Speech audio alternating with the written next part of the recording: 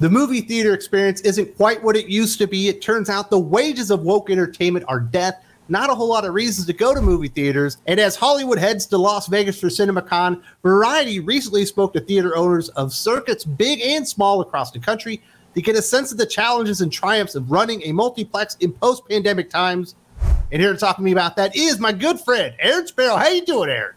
Doing fantastic. Good to be back. I think we're all waiting for the movie-going experience to come back. I remember you used to go to the Dollar Theater. It used to kind of be a big deal to go out there with your family, go see a good movie. There just aren't a whole lot of good movies. Variety had a bunch of questions to ask. First one was, what movie was the saving grace for exhibitors? Talking about 2022, there was. Cinemark said, Top Gun Maverick. It accelerated all audiences and wound up sizably outperforming what anyone was expecting. It continued to build positive momentum for the business after starts and stops. We've continued rolling ever since. Atlas Theater said, Top Gun Maverick brought people back of all ages to theaters last year, while Universal Mall Theaters said Top Gun Maverick and Minions: The Rise of Gru. Everything else has been dribs and drabs. Top Gun Maverick, a nice 80s style action flick with a really good soundtrack.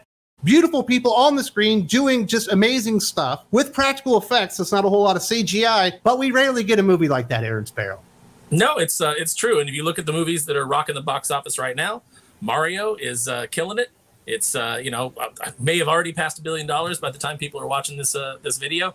I said from the beginning that movie is going to make them, as long as there's nothing in it that is objectionable to family audiences, that movie is going to make $1 billion because families want to take their kids to a movie that's wholesome, that there's not a bunch of ridiculous messaging in, and people don't like to be preached to. People don't want to pay to be preached to. All of these movies that are, quote unquote woke, which is not a term that you and I generally use, they're aimed at an audience that does not exist. Even the far left progressives whose politics they're trying to appeal to do not go see these movies. We saw Strange Worlds fail. We saw Lightyear fail. Lightyear.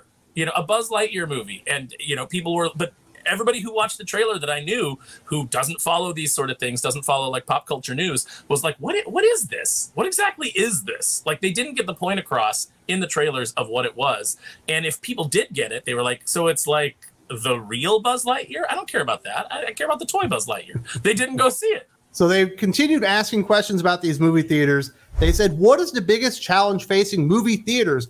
This is what Atlas Theater said. It's been very inconsistent with the lack of quality movies. We get one good movie and then like nothing for 5 to 6 weeks. Ragtag Cinema, which I believe is in Columbia, Missouri, shout out, my neck of the woods. We're still seeing audiences come back slowly. Everyone's habits have been wildly interrupted. Some screenings get full, but those are very few and far between. In smaller towns, there's an older demographic that's still nervous about going back. Alamo Drafthouse, which I don't really consider like a movie chain. I think it's more like an experience chain, said, this self-fulfilling prophecy of people aren't coming back to movies. I actually disagree. The couch is overrated. People are hungrier than ever to have social experiences. We're letting headlines lead with streamers. I do believe people are ready to go back out there and be social in nature, but they actually have to have a reason to go to the movie theater. And that lack of quality means you can't really fill all 14 screens at the same time. There's very few movies out there that I'm excited about. I saw John Wick 4, saw Mario, and I'm gonna go see Sisu, which looks pretty badass. The dude just wrecking shop. Yeah, I'll go see that. But when you get into your more esoteric films, things that are obviously aimed at an audience that's not me. Movies that tell me specifically, don't go. It's not for you. I don't go. I almost didn't go see Dungeons and Dragons because, of the producers coming out and shooting themselves in the foot, talking about how, we think it's really funny to emasculate the male characters. And it wasn't until I heard a couple of reviews from people that I trust that was like, yeah, none of that's really present in the movie. Like, everybody's kind of, a general screw up in some way in the cast, in the adventuring party. And I went and saw it, and it was a perfectly enjoyable popcorn flick. But, number one, movie studios need to shut up. Their producers, their directors, get them to stop doing these interviews and saying these stupid things. Even at Star Wars Celebration, they had that empty-headed kid say, oh, the great thing about Star Wars is it's not really about good or evil. It just depends on what side you're standing on. And I'm like, have you ever seen a Star Wars movie? Like one of the real ones from George Lucas? Have you ever seen that? Obviously the only thing that he's ever experienced on Star Wars is the opening crawl where he was like, oh, there are heroes on both sides, from one of the prequels. But you know, and then the chick saying like, well, Star Wars has always been sort of patriarchal, hasn't it? And I'm like, the rebellion was run by a woman. Princess Leia is never presented as being anything less than competent. And the lead military officer is Mon Mothma. Yeah, it's all right there. Like, everybody's treated as important. Yeah, there weren't a lot of women in the Star Wars movies, but it is essentially a movie franchise that was aimed at boys. And, you know, they wanted boys to buy the merch and boys to buy the toys. And you know, that's what little boys like digging into that. But as a kid, I had a Princess Leia figure. She was going on the adventures, you know, not in her white dress, because that wasn't very adventuresome. But a lot of times she was in the Hoth outfit, because I was like, oh, this looks like sort of tactical. They also asked, what genre do you wish there were more of? Cinemark stated, we've been lacking in family content. We've also been lacking raunchy R-rated comedies. They have the potential to deliver meaningful results. Atlas Theater, family comedy is what we're lacking. Pre-pandemic, we used to have many family comedies around the holidays, and that helped us out extremely as an industry. Universal Ball Theater said, mid-budget movies, air just blew up, and you knew the ending. You get lost in the story. We need more of those. Obviously, two of them are pointing out that we're not getting a lot of family content, and I think that is a big failing of Disney themselves. They used to be the go-to production house for family entertainment, and they are just toxic now. No families want to go and support anything associated with Disney anymore. No, it's really damaging. They've really damaged their brand. And once you do that, it's really hard to get it back. You know, when those, you know, they may not think so, but those videos that came out of their creative staff saying that, you know, talking about their not so secret gay agenda and that they're trying to inject queerness wherever they can, that was very, very damaging, you know, to families that like don't want to have to sit there and explain things to their kids or have their kids subjected to, you know, any kind of like activism or propaganda that they're not ready to talk to them about. So, you know, if you can't trust sitting your kids down in front of Disney Plus and putting something on and putting a new cartoon on, if you can't trust taking them to a Disney movie, families are going to walk away from that, and they largely have. And Disney is in a really unfortunate position because they can't really pivot back, at least not publicly, because, you know, then they'll take all of that heat on that side, and they don't want that. But if they shift, it's just a really unfortunate position to be in, and they put themselves there. And Universal is coming along and eating their lunch. They're like, hey, you guys don't want to make family entertainment? We'll do it. We'll make all the Gru movies that families can stand. You know, you guys, hey, look, Mario's great. We're going to branch out into a whole Nintendo verse. You know, it's going to happen. I don't think that Disney's getting that crown back anytime soon. I've had to watch all these Minions movies and Gru movies and stuff like that. And 15 years ago, these would have been very substandard. The stories themselves aren't very good. I like the Minions. I think they're funny when they laugh and they have their hijinks and stuff like this. But everything associated with Minions and Gru is better than what Disney's producing now. They have dropped the ball so badly, you can make an average to barely below average film and absolutely blow Disney's socks off. There's virtually no story in the Mario movie. You know, now granted, there's not a huge story in the games, but it's just like, you know, rescue the character, do the thing.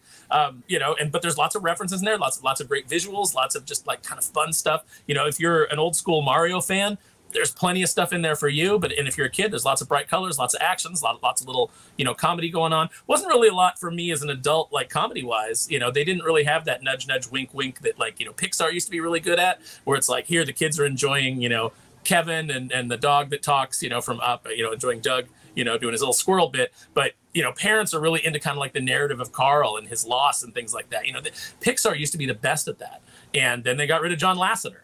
And then we got, you know, stuff like Turning Red. You know, it's like, oh, it's the first movie that's all by women, and it's about periods. And it's like, what is the obsession with feminists about periods? I don't understand it. It's like, you know, it's like, hey, we built this entire like mural of Ruth Bader Ginsburg made out of tampons. I'm like, what is happening? Like, why is that a thing?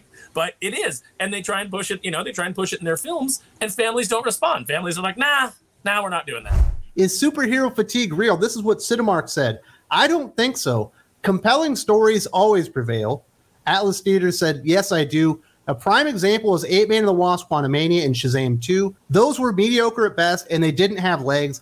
After 2 or 3 weeks, it was done. Usually a typical superhero movie from Marvel will be strong for 5 to 6 weeks. It concerns me. Alamo Drafthouse. If you talk to my teenager, probably not. People still want it, but it can't be the only genre. You have to have a balance.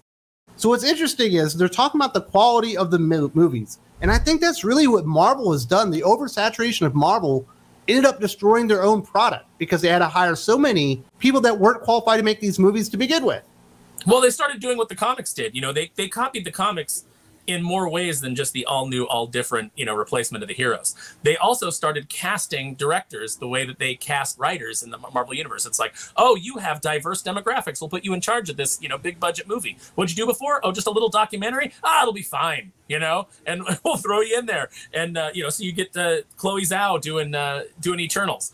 Way outside of her wheelhouse. And we hear these reports about they hire these female directors, but then they still have to have male directors come in like second unit and direct all the action scenes because these female directors have no idea how to do it. They've never done it before. They haven't come up. They're kind of just grabbing them because they can go out there, they can put out the press release and say like, oh, look, you know, our diverse director and, you know, et cetera, et cetera. But that doesn't put butts in the seats. None of this stuff puts butts in the seats. So, you know, you have all of these announcements and you can say like, oh, it's the first such and such superhero. It's the first such and such. That doesn't really draw people in. Like, people didn't go see Captain Marvel because they tried to tell us it's the first female superhero movie, even though Wonder Woman had been a few months before, or, you know, like a year before. That doesn't bring us into the theater. Nobody gives a shit about any of that. Is the story good? People went to see Captain Marvel because it was sandwiched between Infinity War and Endgame, and people thought you had to see it. And then well, they told you had to see. Yeah, and then maybe some people enjoyed it. A lot of people didn't. We'll definitely see that, you know, see how it tracked with the Marvels. Well, when you look at Black Panther, Ryan Coogler, an actual good director, had already done Creed, had already been very successful, and have a character that had been introduced in the Civil War movie, was really compelling. Absolutely, you want to go see that movie. Mm-hmm. Yeah, no, I was really excited. And I've always loved Black Panther in the comics. I thought they treated him well in Civil War. But when you start getting into characters like Miss Marvel, characters like America Chavez, characters who I don't think have ever been treated well in the comics particularly, or have never been very compelling in the comics, I'm less interested in seeing them on the big screen. And then when you bring them in, even when you improve them, like you and I both agree that Haley Steinfeld's Kate Bishop was light years ahead of the insufferable, unlikable, you know, character that's in the comics. You still, it's not, I'm not, these are not the characters I fell in love with. And you're going to be really, it's really going to put you in a bad place when you're trying to just do these mantle swaps, which is what Victoria Alonso believed was that, you know, oh, Captain America is just the mantle. Doesn't matter who the man is. Yes, it very much does. You know, Thor is a mantle. It doesn't matter who carries the hammer. It does. We're invested in the character and we're invested in their lore. And even, you know, general audiences, you've given them 10 years of these characters. They're very invested in that actor, in that role as that character. I think superhero fatigue comes from the fact that Marvel has very much fallen into making the same movie over and over. It's the same formula. It's the same baby-brained humor that doesn't land, you know, most of the time now because, you know, you don't have a guy like James Gunn on there writing the jokes, who's, you know, can actually write a pretty clever joke and write things that kind of, you know, come out of the characters' personalities. You've just got everybody quipping, you know, MODOK, oh, I die in Avenger, and they're like, and I'm like, am I supposed to be laughing at this? Was I supposed to laugh when he was like, I am not a dick? That's your big climactic moment? None of this lands. I don't care about any of it. It's just all noise on the screen, and all the CG is so bad, it looks so muddled. That's where the fatigue is coming from, because you're just putting out formulaic movie after formulaic movie. Nobody cared about Black Adam. It was very formulaic, you know, from start to finish. Ant-Man the Wasp, formulaic. It's like, you gotta break the mold. And for Kevin Feige, a guy who keeps coming out and saying, like, you could do any genre within the superhero genre. Well, why don't you try? Because the one time you did, where you did a spy movie with Captain America, and, you know, you had the Russo brothers, actually talented directors working on it, that's still my favorite MCU movie. We have got the MCU that came in during Phase 4 and basically has wrecked Marvel. We had Disney basically go completely woke, destroy the family viewing audience. Now you really only have Universal and Illumination there. Any type of mid-budget movie, you probably can't do anything if it's not pushing some type of agenda or message within Hollywood itself. Where does this all end, Aaron? When does the woke die and people actually get the entertainment that they want? I mean, I think as these companies continue to lose money, it's, you know, we're starting to see some pivots. You know, we've seen Warner Brothers kind of pivot. It'll take a few years to, you know, clean all of the in-production sewage that they had backed up, you know, out of their system before we like kind of really get to, you know, maybe some general audience kind of entertainment. You know, it has to be a complete collapse. People have to stop putting money into projects made by people who hate you. You know, you've got to like go out and look for alternative media. We got a lot of entertainment options right now. We don't have to give it to Hollywood. You know, I watch way more YouTube, you know, just individual content creators talking about stuff than I do. Like there's certain shows I won't watch. I don't even watch wrestling anymore, but I'll watch some guys talk about what happened so that I just kind of like keep up on it. I'll go watch Simon Miller, you know, give his ups and downs, you know, so that I can just kind of like stay abreast of what's happening. But there's just so much out there, you're like grabbing for your, you know, your time, that, you know, you've got nothing but options. And they need to realize, unless they're delivering the best product possible aimed at a general audience, you know, just your middle of the road kind of normies who aren't on Twitter, who aren't, you know, activists, just people living their lives, raising their families, that want to go see a good, wholesome family movie that they can all enjoy. Until they realize that, they're going to keep losing money. And sadly, it's theaters that are going to be paying the price. The last question we covered was the superhero fatigue. James Gunn talked about this not too long ago. Obviously, he's out there promoting Guardians of the Galaxy Volume 3, but he's also now the co-CEO